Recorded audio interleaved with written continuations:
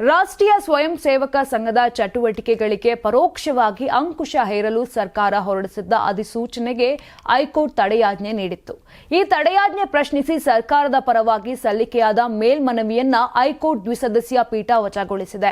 ಏಕಸದಸ್ಯ ಪೀಠದಲ್ಲೇ ಇದನ್ನು ಇತ್ಯರ್ಥ ಮಾಡಿಕೊಳ್ಳಿ ಎಂದು ಧಾರವಾಡದ ವಿಭಾಗೀಯ ಪೀಠ ತಿಳಿಸಿದ್ದು, ರಾಜ್ಯ ಸರ್ಕಾರಕ್ಕೆ ಮತ್ತೆ ಹಿನ್ನಡೆಯಾಗಿದೆ.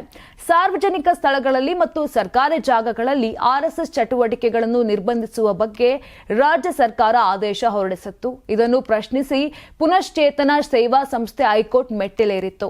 ಅರ್ಜಿಯ ವಿಚಾರಣೆ ನಡೆಸಿದ್ದ ನ್ಯಾಯಮೂರ್ತಿ ಎಂ ನಾಗಪ್ರಸನ್ನ ಅವರಿದ್ದ ಪೀಠ ಸರ್ಕಾರದ ಆದೇಶಕ್ಕೆ ಅಕ್ಟೋಬರ್ 28ರಂದು ಮಧ್ಯಂತರ ತಡೆಯಾಜ್ಞೆ ನೀಡಿತ್ತು. ಇದನ್ನು ಪ್ರಶ್ನಿಸಿ ಸರ್ಕಾರ ಹೈಕೋರ್ಟ್ ದ್ವಿಸದಸ್ಯ ಪೀಠದ ಮೊರೆ ಹೋಗಿತ್ತು. ಸರ್ಕಾರದ ಸ್ವತ್ತುಗಳಿಗೆ ಹಾನಿಯಾಗಬಾರದೆಂಬ ಉದ್ದೇಶದಿಂದಲೇ ನಿರ್ಬಂಧ ವಿಧಿಸಲಾಗಿದೆ. ಖಾಸಗಿ ಸಂಸ್ಥೆಗಳು ಸರ್ಕಾರಕ್ಕೆ ಸಂಬಂಧಿಸಿದ ಆಸ್ತಿಯಲ್ಲಿ ಅನುಮತಿ ಇಲ್ಲದೆ ಯಾವುದೇ ಕಾರ್ಯಕ್ರಮ ನಡೆಸುವಂತಿಲ್ಲ.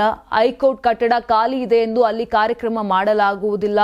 ಅದೇ ರೀತಿಯಲ್ಲಿ ಸಾರ್ವಜನಿಕ ಸ್ಥಳಗಳ ಬಳಕೆಗೂ ಅನುಮತಿ ಅಗತ್ಯ ಎಂದು ಅಡ್ವೊಕೇಟ್ ಜನರಲ್ ಶಶಿಕಿರಣ್ ಶೆಟ್ಟಿ ಸರ್ಕಾರದ ಪರ ವಾದವನ್ನ ಮಂಡಿಸಿದ್ದರು.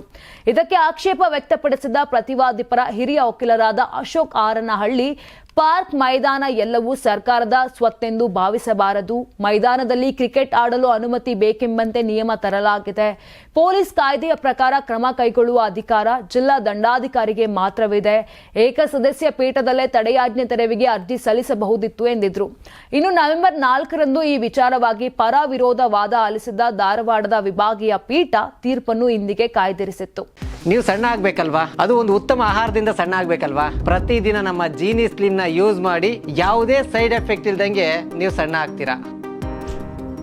ನಿಮಗೆ ಮಾಧ್ಯಮದಲ್ಲಿ ಕೆಲಸ ಮಾಡುವ ಆಸಕ್ತಿ ಇದೆಯಾ? ಹಾಗಾದ್ರೆ ಕರ್ನಾಟಕ ಟಿವಿ ಡಿಜಿಟಲ್ ಮೀಡಿಯಾದಲ್ಲಿದೆ ನಿಮಗೆ ಒಳ್ಳೆಯ ಅವಕಾಶ. ಆಯ್ಕೆಯಾದವರಿಗೆ ಉಚಿತ ತರಬೇತಿ ಕೊಡ್ತೀವಿ. ತರಬೇತಿ ನಂತರ ಕೆಲಸ ಮಾಡುವ ಅವಕಾಶನೂ ಕೊಡ್ತೀವಿ. ಈ ಕೂಡಲೇ ನಿಮ್ಮ ಮಾಹಿತಿಯನ್ನ ಮೇಲ್ ಮಾಡಿ.